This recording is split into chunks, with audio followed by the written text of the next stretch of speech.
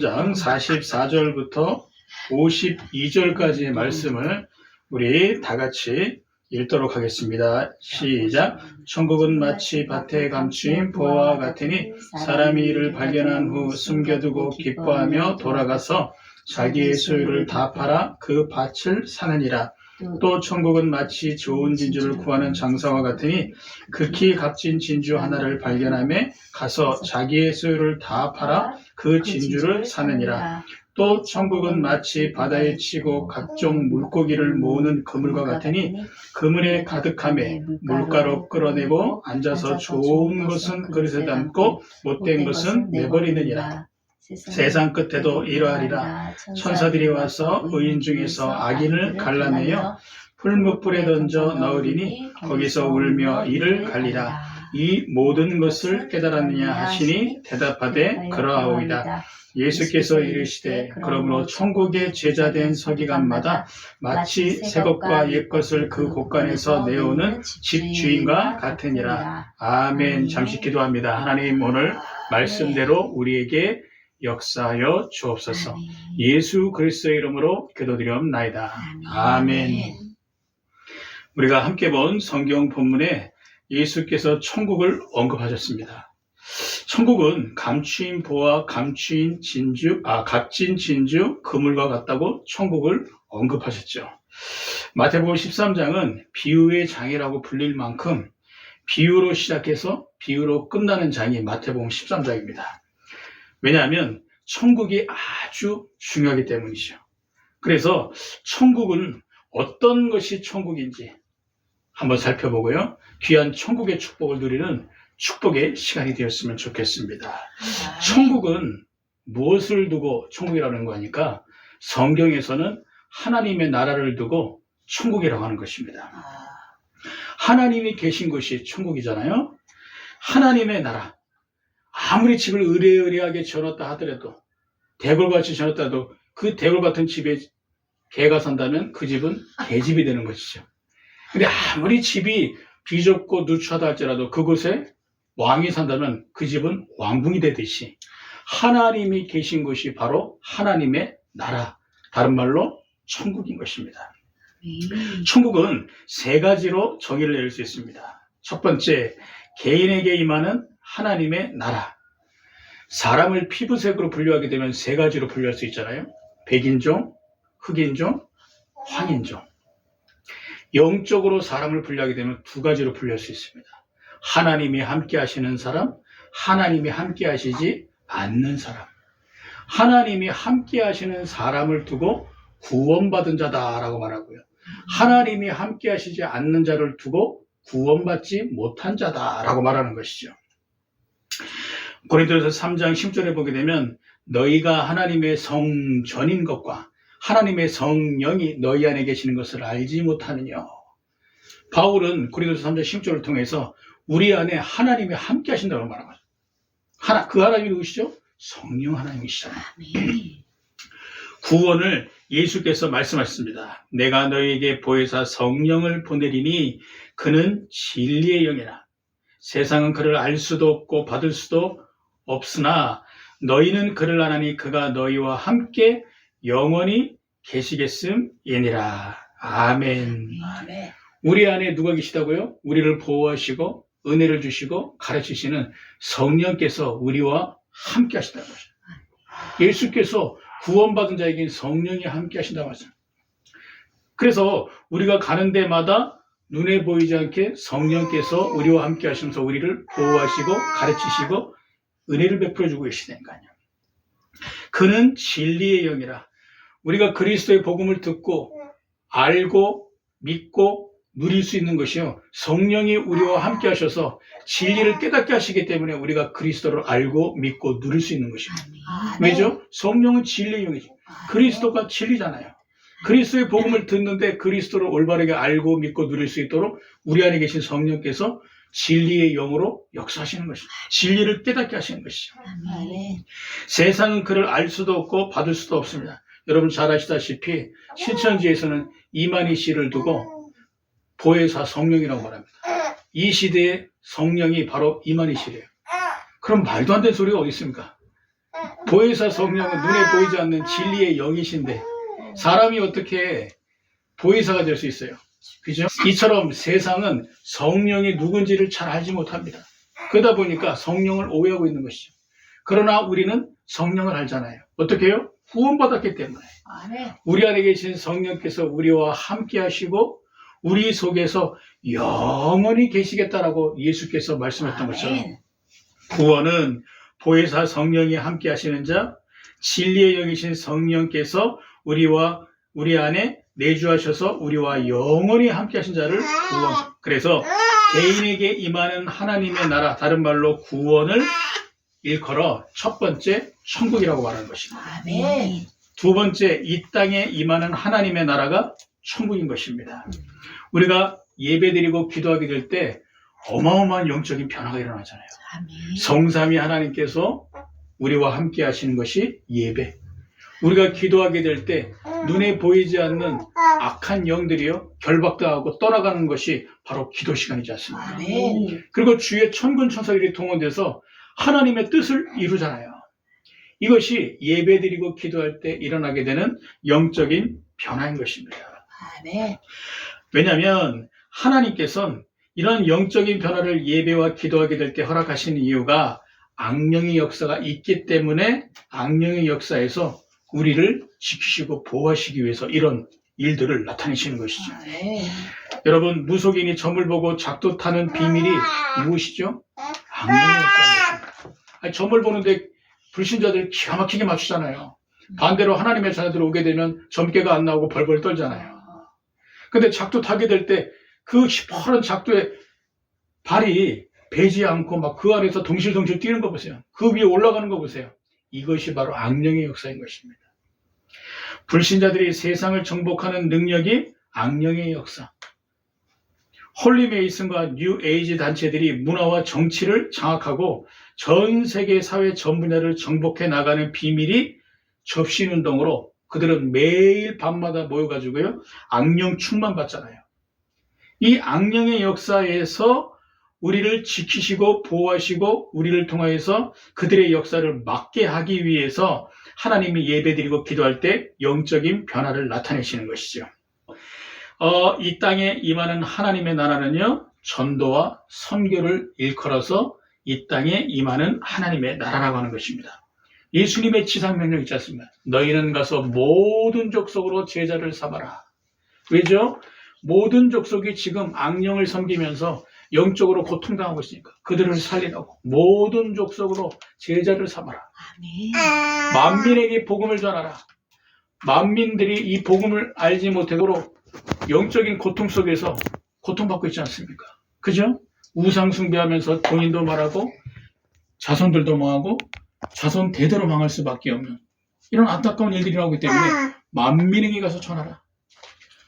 그리고 성령의 권능을 너희가 받아라.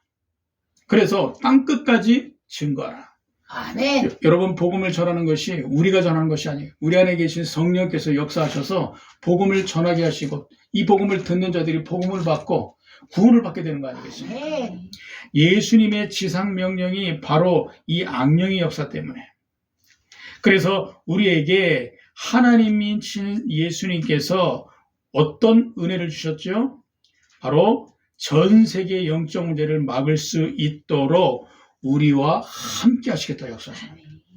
제자를 삼아야 될 이 분명한 지상명령을 붙잡은 그리스도의 사람들에게 세상 끝날까지 내가 너희와 항상 함께하리라. 할렐루야.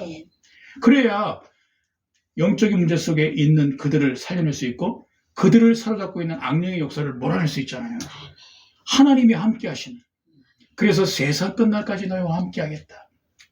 그리고 뱀과 전갈을 밟으며 원수의 모든 능력을 제어할 권세를 주시겠다 약속하셨고요. 무슨 독을 마실지라도 해를 입지 않게 될 것이다. 당연하죠. 주님의 지상명령을 감당하기 위해서 악한 영들이 반드시 신자들을 공격하지 않습니까? 이 세상은 눈에 보이지 않게 영적 전쟁이 지금도 일어나고 있듯이. 그들이 가만히 있겠습니까? 자기네 나라들이 빼앗기기 시작하는데, 그렇죠? 이 땅에 하나님의 나라를 하나님의 사람들이 이루고 있는데 그것을 가만히 지켜보겠어요? 그래서 뱀, 다른 말로 사탄의 권세를 꺾을 수 있는 권능을 주시겠다. 그죠? 네. 악령의 역사를 막을 수 있는 능력을 우리에게 주시겠다 약속하신 거예요. 무슨 독을 마실지라도 해하지 않겠다. 네. 그리고 우리에게 성령의 권능을 주시겠다 약속하신 것입니다. 위로부터 주시는 성령의 권능으로 말미암아 이 세상에 하나님의 능력의 역사를 나타낼 수 있도록 성령의 권능을 주시겠다. 네. 예수께서 우리에게 약속하신 것이죠. 이것이 바로 전도와 선교를 통하여서 이 땅에 하나님의 나라가 나타나잖아요. 그래서 우리가 예배드리게 될 때, 기도하게 될 때요, 이런 하나님의 나라가 임하게 되는 것입니다. 네. 그죠? 오늘도 우리가 예배드리게 될 때 이 축복이 임하게 되는 사실을 믿으시기 바랍니다. 우리가 기도하게 될 때에 우리가 살고 있는 지역에 하나님의 나라가 임한다는 사실을 믿으시기 바랍니다. 네. 영안을 뜨고 이 사실을 보셔야 돼요. 그래야 우리가 기도하게 될 때, 예배드리게 될 때 하나님의 능력이 나타나게 되는, 우리의 영이 살아나게 되는 것이거든요. 그래서 이 땅에 임하는 하나님의 나라가 두 번째 전도와 선교인데, 이것을 통하여서 예수님께서 바로 천국이라고 말씀하셨고요. 성경에서는 두 번째 천국이라고 말하고 있는 것이죠.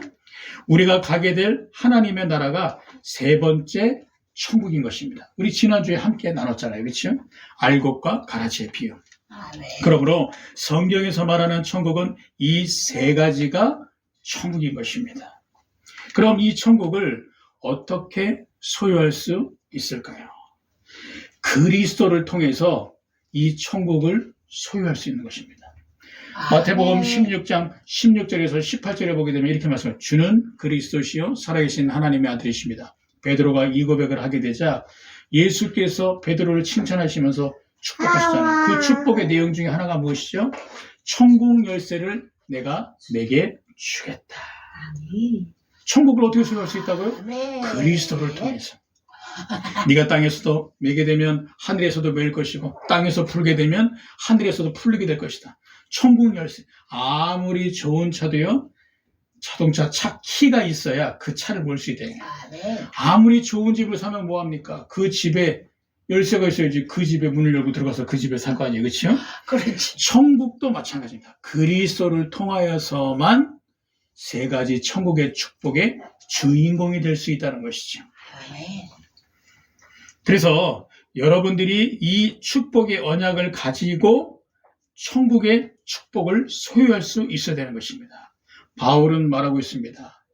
뭐라고 말하는 것이죠? 그리스도 안에 모든 지혜와 지식의 보화가 감추어져 있다. 이것은 무엇이죠?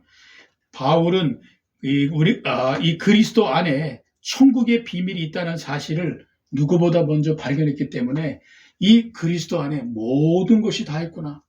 천국 열쇠가 그리스도구나.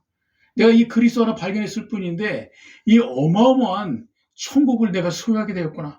그래서 그리스도 안에 모든 지혜와 지식의 보화가 감춰져 있다. 바울은 고백하잖아요. 나는 그리스도 외에 다른 것 자랑하지 않겠다. 그렇죠. 그리스도 하나 몰라가지고 바울이 핍박자로 박해자로 살아왔잖아요. 그런데 그리스도를 깨닫게 되니까요. 그리스도보다 더 자랑할 것이 없는 거예요. 진짜 것을 발견한 사람. 오직 그리스도만 자랑한다. 내게 있는 것이 그리스도니 죽음도 유익하다. 이 고백이 바로 천국을 소유한 자의 진정한 고백인 것입니다. 이 고백 앞에 사단이 무릎 꿇게 되는 것이고요. 하나님이 하늘 군대를 총동원시키시는 것이고요. 하나님의 나라가 임하게 되는 것이죠. 그래서 여러분들이 그리스도를 통해서 내가 천국을 소유한 천국의 백성이라는 사실을 기억하시고 이 언약을 붙잡고 한 주간 승리하시기 바랍니다. 성경 본문에 예수께서 천국에 대하여 말씀하시는 것입니다. 천국을 감추어진 보화, 값진 진주, 그물로 비유하시면서 예수께서 천국에 대하여 말씀하시는 것이지요. 감추어진 보화, 감추어진 보화의 비유는 천국은 애써 찾으려고 하지 않는 자에게 어느 날 불현듯이 찾아오게 되는 것이 천국이라는 것입니다. 제가 구원을 받고 목회를 하게 된 계기는요, 따로 있습니다. 저는요, 어느 날 환상과 계시를 통해서 하나님을 만나서 교회를 다니고 구원을 받고 목회를 하게 된 것이 아니라니까요. 중학교 2학년 때 친구가 하도 교회가 재밌다고 교회 안에 이런저런 재미진 것들 얘기하고 수련회 갔다 온 거, 또 예쁜 이성 친구들, 형들과 누나들과 이런저런 좋은 모임이 있다는 말을 듣고 제가 그 감언이설에 속아서 교회에 발을 디디게 됐거든요. 그 계기를 통해서 제가요 구원을 받고, 그 계기를 통해서 하나님의 천명과 소명과 사명을 받고 목회를 시작하게 되었거든요. 네. 여러분, 우리가 어느 날 불현듯이 하나님의 은혜로 말미암아 구원을 받았잖아요. 안 그렇습니까? 우리 어머니도요, 예수를 죽어도 안 믿는다고 말씀하셨던 분 중에 한 분이시거든요. 근데 우리 어머니가 예수 그리스도의 복음을 듣고 저는 저렇게 예수를 잘 믿을지 상상치도 못했거든요. 어느 날 불현듯이 하나님이 어머니를 부르시게 되니까요. 어머니가 하나님의 부르심 앞에 순종하고 지금까지 14년 동안 예수를 믿고 이 믿음의 길을 걸어가신 거 보게 되면 참 우리가 믿고 싶다고 믿는 것도 아니고 아무리 우리가 청산유수로 복음을 증거한다고 해서 복음을 듣고 구원받는 것이 아니구나. 하나님의 은혜가 임해야지만 되는 것이구나. 저는 보게 되었거든요. 여러분, 베드로가 베드로 되고 바울이 바울 될 수 있었던 것은 예수께서 어느 날 그들에게 찾아오셨기 때문에 베드로가 유대인의 사도로 쓰임받고, 할렐루야. 바울이 이방인의 사도로 쓰임받을 수 있었던 것이잖아요. 성경 본문의 44절에 보게 되면 이렇게 말씀하겠습니다. 천국은 마치 밭에 감추인 보와 같으니 사람이 이를 발견한 후 숨겨두고 기뻐하며 돌아가서 자기의 소유를 다 팔아 그 밭을 사느니라 라고 말씀하셨습니다. 어떤 사람이 자기 땅에 보화를 묻어두고 죽었습니다. 왜냐하면 이스라엘에는요 늘 전쟁에 그치지 않았던 것이 이스라엘이거든요. 그러다 보니까 값진 보화를요 땅에다 묻어둔 거예요. 본인만 할 수 있는. 그래야지 전쟁이 오고 피난을 갔다가 다시 오게 되더라도 그 보화를 꺼내서 다시 쓸 수 있을 거 아니에요. 그렇죠? 어떤 사람이 이 보화를 땅에다가 깊숙한 곳에 숨겨 놓았는데 이 사람이 죽었네. 참 안타까운 일이죠. 어떻게 해야 돼? 아무리 돈을 일확천금으로 가지고 있다 할지라도요. 하나님이 간밤에 목숨 불러가시게 되면 끝난다니까. 그런데 이 비밀을 알지 못하는 어떤 사람이 그 땅을 사버린 거예요. 그리고 그 땅을 소장농에게 주어서 소작하라고 맡긴 겁니다. 근데 웬일입니까? 소장농이 어느 날 로또를 발견한 거예요. 땅을 파는데 보화가 있네. 눈이 시번뜨려진 거예요. 이야, 이 보화가 여기 숨겨 있구나. 여러분 같으면 어떻게 하시겠습니까? 이 보화를 가지고 아이고 이거는 뭐 주인 땅이니까 나는 소장이나 해야 되겠다라고 생각하는 사람은 어리석은 사람이죠. 저 같으면은 모든 걸 다 주고선 이 밭을 사버릴 것 같아요. 그 대신 밭 주인한테는 모르게 비밀로 하겠죠. 오늘 내용이 이 내용인 것입니다. 소장농이 어느 날 밭에 가가지고 이 쟁기질을 하고 있는데요. 밭에서 큰 보화를 발견하게 된 거예요. 어마어마한 보화를 발견하게 된 거예요. 여러분, 천국이 바로 이 감추어진 보화와 같다고 예수님이 말씀하시는 것입니다. 천국은 애써 찾으려고 하지 않는 자에게 어느 날 불현듯 찾아오게 되는 것이죠.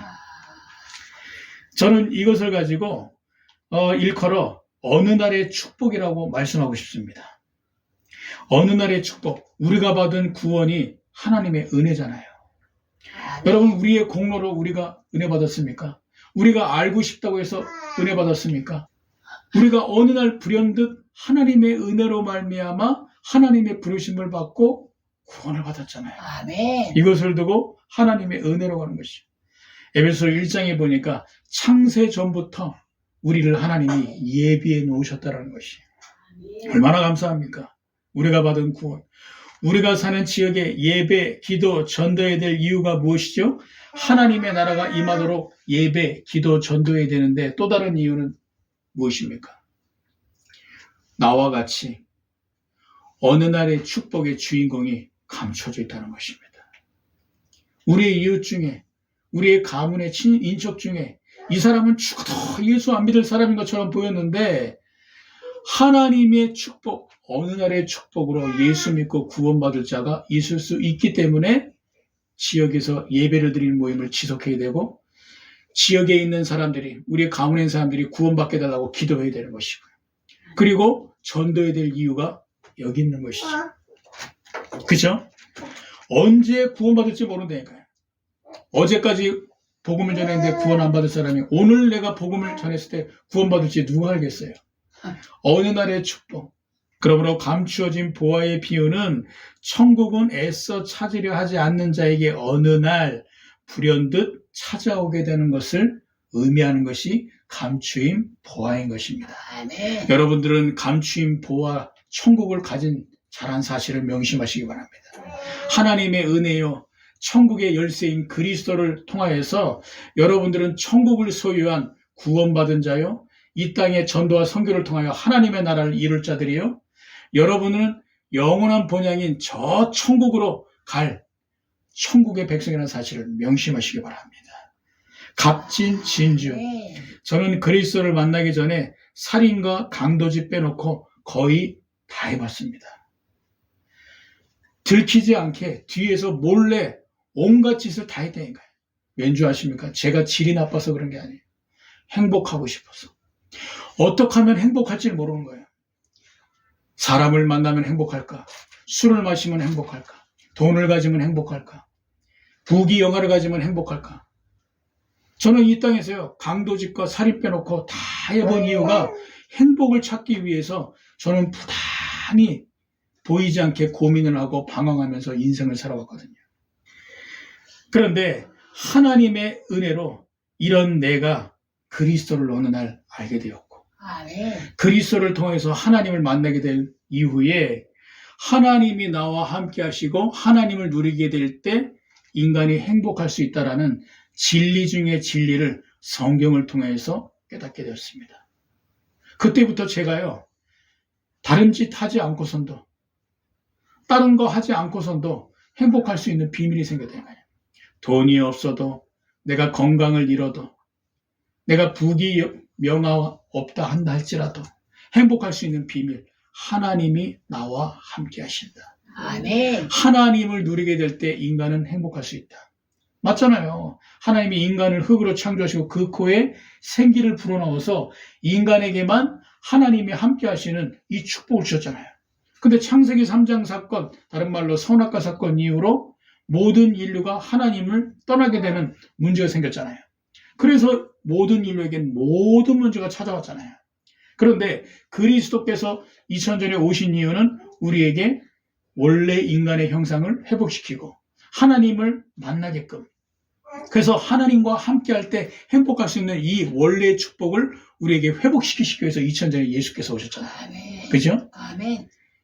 저는 돈과 명예와 부귀, 영화가 없어도 하나님으로 행복할 수 있는 이 비밀이 있다 보니까 저는 혼자 있어도 행복을 누릴 수 있습니다.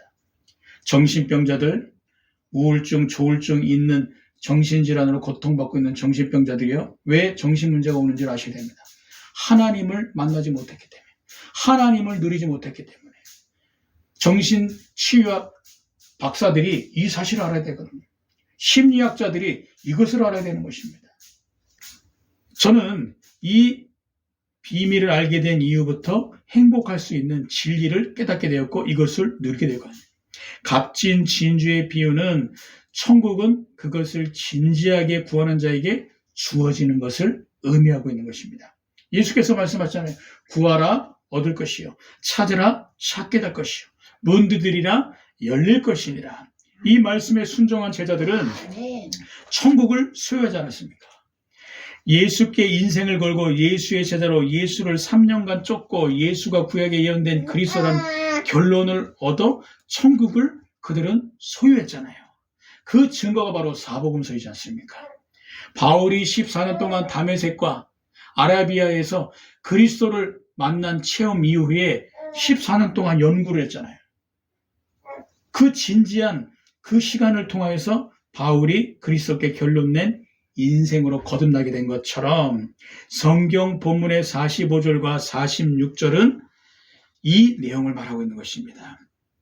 또 천국은 마치 좋은 진주를 구하는 장사와 같으니 극히 값진 진주를 하나 발견하며 가서 자기의 소유를 다 팔아 그 진주를 사느니라. 진주 장사는요, 배를 타고 먼 곳까지 교역을 하는 거상인 것입니다. 돈이 많은 사람, 아멘. 배를 타고 저 페르시아만이나 인도양 같은 곳에 좋은 진주들이 어디 있나 찾아다니는 거상을 말하는 것이죠. 진주 장사.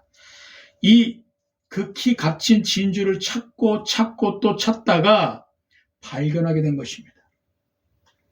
값진 진주를요, 어느 날 발견하게 된 거예요. 누가요? 이 거상이. 예수님의 이 비유가 이것을 말하는 거예요. 천국은 그것을 진지하게 구하는 자에게 주어지게 되는 것을 의미하고 있는 것이죠. 이 거상이 얼마나 찾아다녔겠어요. 그죠?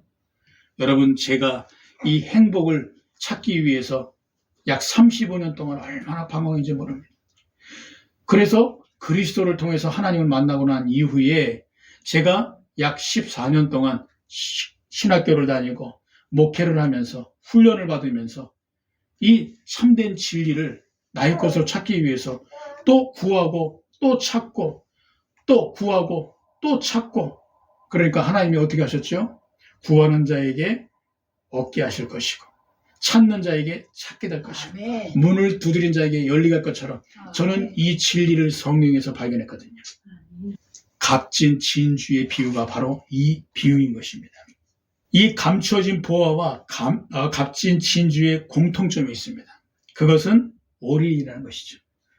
여러분, 도박용어로 올인은 모든 것을 다 걸어버리는 거예요. 내가 한 번에 올인을 해버리는 거예요. 그래서 끝장내버리는 거예요. 여러분, 감추어진 보화와 값진 진주를 발견한 사람들의 공통점, 올인을 했다는 사실을 명심해야 되는 것입니다. 우연이든 노력이든 천국의 가치를 발견한 자는 자신이 귀하게 여기던 모든 것을 다 처분하고 천국을 소유하는 것입니다. 이전 소유를 팔았다고 안타까워하지 않는다니까요. 도리어 천국을 산 것으로 인하여서 크게 기뻐하는 것입니다. 우리가 복음을 위하여서 투자하는 시간, 그리고 복음을 위해서 헌신하는 헌신과 이 경제, 이 모든 것들이요, 결단코 헛되지 않는다는 사실을 명심하시기 바랍니다. 오늘 차 타고 오는데 우리 어머니께서 저에게 말씀하십니다. 나는 한 주간 하나님의 말씀, 성경을 읽고 또 설교 말씀을 하루에 2번씩 들으면서 하루를 보낸다라고 말씀하시네요. 그래서 하시는 말씀이 내가 하는 일이 바로 이 일이다라고 말씀하시더라고요. 다른 사람들은 돈을 벌고 여러 사회에서 각 분야에서 일을 하는데 우리 어머니는 이것을 연구하는 것이 하나님의 일을 내가 사는 이유라고 말씀하시는 걸 보면서 참 그렇다. 값진 진주 장사가 값진 진주를 찾기 위해서 구하고 또 구하고 찾고 또 찾았던 것처럼 결국에는 그가 이 값진 진주를 찾아낸 것처럼 우리 어머니가 참 귀하고 복된 사람이구나. 여러분, 그리스도의 복음에 귀 기울이는 것이 바로 이 참된 진리를 찾는 시작이 되는 것입니다. 여러분들이 예배에 인생을 걸고 예배에 함께하는 것 자체가요, 값진 진주를 찾기 위해서 부단히 노력하는 것과 똑같아요. 아멘. 여러분들의 인생을 뒤바꾸는 그 인생 로또의 시간표가 반드시 오게 되어 있는 것입니다. 그래서 이 복음을 위해 투자하는 시간, 경제, 헌신이 결코 헛된 것이 아니라는 것이죠. 할렐루야. 아멘. 금을, 교회는 문제가 많은 것이 교회입니다. 어떤 사람은 교회들이 일어나고 있는 문제를 뉴스에서 보면서 주변 지역에 살고 있는 교회에서 일어나고 있는 소식을 들으면서 말합니다. 교회가 왜 저래? 모르는 소리, 당연한 것입니다. 교회는 문제가 많은 것이 교회라니까요. 교회는 종합병원의 응급실처럼 영적인 문제로 온 영적 응급 환자들이 있기 때문에요. 이런 문제들이 일어날 수밖에 없는 것이에요. 여러분 응급실 가보셨어요? 거기에 보게 되면 아이고 죽겠다 나 살려주세요 막 난리를 피잖아요. 아프다고. 여러분 교회가 이와 같은 것입니다. 사탄이 만들어온 세상 속에서, 다른 말로 창세기 3장의 나 중심, 창세기 6장의 물질 중심, 창세기 11장의 성공 중심으로 사단이 만들어온 세상 속에서 상처와 아픔과 고통과 인생 실패와 고난과 좌절과 시련과 역경 속에서 무너질 대로 무너진 사람들이 두 손 들고 주님께로 나와보잖아요. 그 교회에 찾아오는 그들이 문제가 얼마나 많은 사람들입니다. 이들을 영적인 응급 환자들이라고 저는 칭하고 싶습니다. 그러다 보니까요, 교회에는 문제가 일어날 수밖에 없는 것이죠. 그러나 교회에서 이들이 그리스도의 복음을 듣게 되면 어떻게 됩니까? 그리스도의 복음으로 치유가 되고, 할렐루야. 아멘. 회복이 되며, 할렐루야. 아멘. 세상을 이기고 세상을 변화시킬 전도자로 거듭나게 되는 것이죠. 그래서 교회는요, 세상을 이기고 세상을 치유하고 그들을 회복시키는 것이 바로 교회인 것입니다. 얼마나 중요합니까? 그물의 비유는 참신자와 거짓신자가 함께 있는 지상교회를 의미하는 것입니다. 뭐라고요? 참신자와 거짓신자가 함께 있는 지상에 존재하는 교회가 그물의 비유라는 것이죠. 참된 신자는 예수가 그리스도이심을 알고 예수를 믿는 자. 할렐루야. 아멘. 거짓 신자는 예수를 선지자 예레미야, 엘리야, 세례 요한처럼 믿는 자를 두고 거짓 신자. 여러분, 이단과 사이비를 분별하는 기준이 무엇인 줄 아십니까? 예수를 누구로 알고 어떻게 믿느냐를 볼 때 이단과 사이비 단체를 분별하는 기준이 될 수 있다니까요. 그들은 예수를 선지자 중에 한 사람, 예레미야, 엘리야, 세례 요한처럼 믿습니다. 그러다 보니까요, 오직 예수가 아닌 것입니다. 여러분, 대표적으로 하나님의 교회, 신천지, 이 사이비 단체와 이단의 이 단체들이요, 다 예수 믿는다는 사실을 아셔야 돼요. 근데 이들은 예수를 오직 예수로 믿지 않는 거예요. 오직 예수에게만 구원이 있다. 오직 예수만이 그리스도. 요거를 모르고 결국엔 자기들이 만든 거짓된 진리를 전파하기 위해서 성경을 인용하면서 결국에는 자기들의 세력을 확장시키는 것이죠. 이단과 사이비의 분별 기준. 예수님이 말씀하셨잖아요. 제자들에게 뭐라고 말씀하셨죠? 마태복음 16장 13절에 너희는, 아니 세상은, 세상 사람들이 나를 누구로 하느냐라고 말하게 될 때 그 제자들이 뭐라고 하죠? 더러는 엘리야 선지자 세례 요한처럼 엘리야처럼 예수님을 믿나이다 라고 말하잖아요. 아멘. 그때 예수님이 말 너희는 나를 누구로 하느냐라고 말하게 될 때 제자들이 한 사람 빼놓고 묵묵부답으로 가만히 있었다는 사실. 예수님을 누군지 모르는 거예요. 그렇게 쫓아다니고 능력을 보고 하나님의 말씀 들으면서도 구약에 예언된 그 그리스도가 실제로 성육신으로 오셨는데 그 앞에서 말씀을 전하는데도요. 예수님이 선지자 중에 한 사람인가, 세례 요한인가, 엘리야인가 모르는 거예요. 그때 한 사람만 고백하지 않았습니까? 베드로. 이 고백을 하는 사람들이 바로 여러분들에게 주의 이름으로 축복드리겠습니다. 거짓 신자는요, 예수가 선지자 예레미야, 엘리야, 세례 요한처럼 활동하는 분이 예수인 줄 알고 그렇게 믿는데, 그러니까 구원이 없죠. 그러니까 오직 예수가 안 되는 것이죠. 반대로 참된 신자는 예수가 그리스도이심을 알고 예수를 믿는 자인 것이죠. 마태복음 16장 16절에 베드로가 고백하죠. 주는 그리스도시요 살아계신 하나님의 아들이십니다. 할렐루야. 아멘. 오직 예수의 이유를 알고 예수를 믿는 자가 참된 신자인 것입니다. 아멘. 성경 본문 47절에서 50절에 보게 되면 또 천국은 마치 바다에 치고 각종 물고기를 모으는 그물과 같으니 그물에 가득함에 물가로 끌어내고 앉아서 좋은 것은 그릇에 담고 못된 것은 내버리느니라. 세상 끝에도 이러하니라. 천사들이 와서 의인 중에서 악인을 갈라내어 풀무불에 던져 넣으리니 거기서 울며 이를 갈리라. 아멘. 각종 물고기는 무엇을 의미하죠? 각 나라와 민족들을 의미합니다. 그물은 모든 사람을 차별 없이 불러 모으는 그리스도의 복음을 전하는 것을 그물이라고 말하는 것이죠. 어부가 물고기를 선별하는 것은 무엇을 의미하죠? 심판 때에 참된 신자와 거짓 신자를 선별하는 것을 말하는 것입니다. 알곡과 가라지의 비유와 흡사한 것이죠. 우리가 교회를 세운 이유는요, 거짓 복음이 난무하는 이 시대에 우리만이라도 그리스도의 참된 복음을 전하기 위해서 교회를 세운 것 아니겠습니까? 모든 사람이 다 복음을 들어 영적인 문제 속에서 구원함을 받으라고 우리가 교회를 세웠잖아요.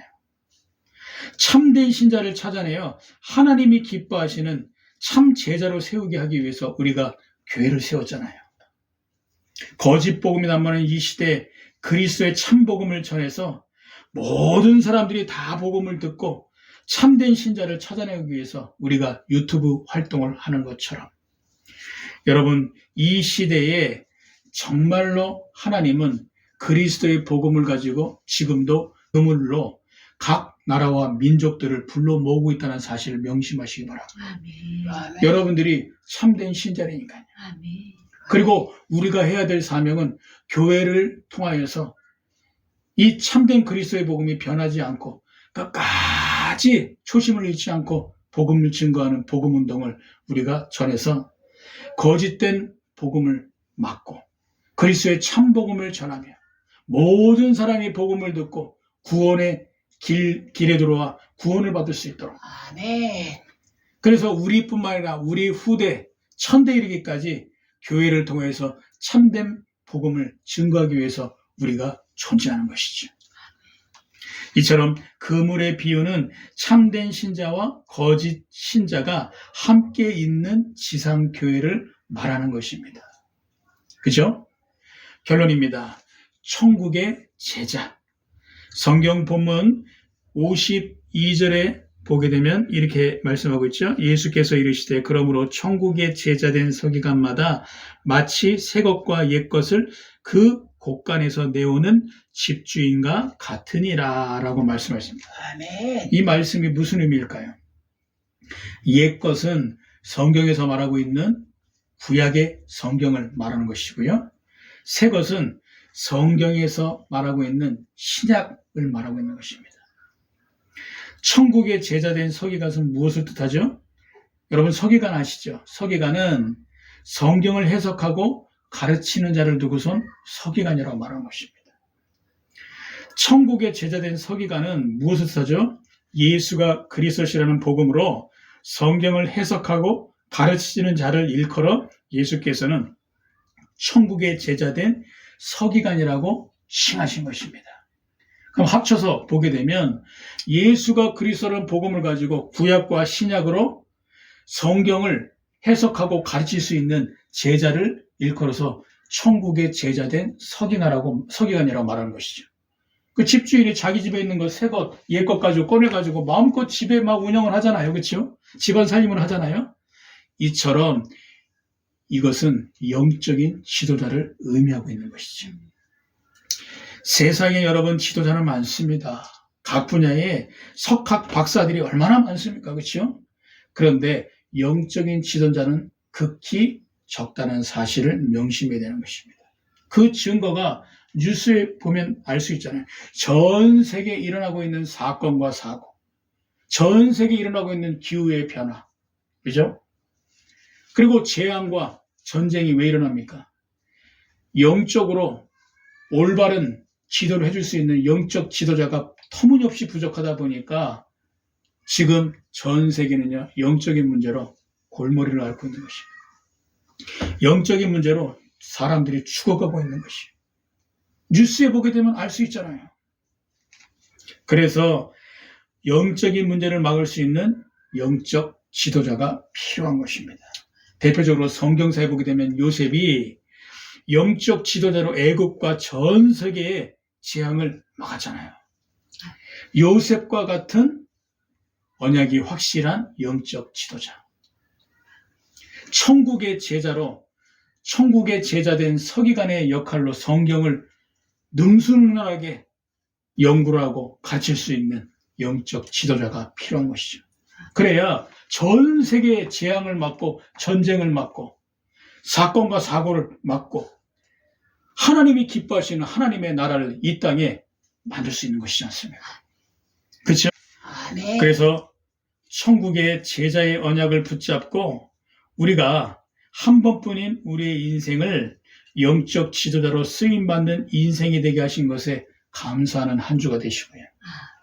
우리 교회와 가문의 후대들이 천국의 제자인 영적 지도자로 쓰임받게 되는 놀라운 축복이 나타나게 되길 주님의 이름으로 축복드리겠습니다. 아멘. 기도하고 마치겠습니다. 하나님 감사합니다. 주신 말씀을 언약으로 붙잡고 한 주간도 참된 천국 비밀의 증인들 되게 하옵소서.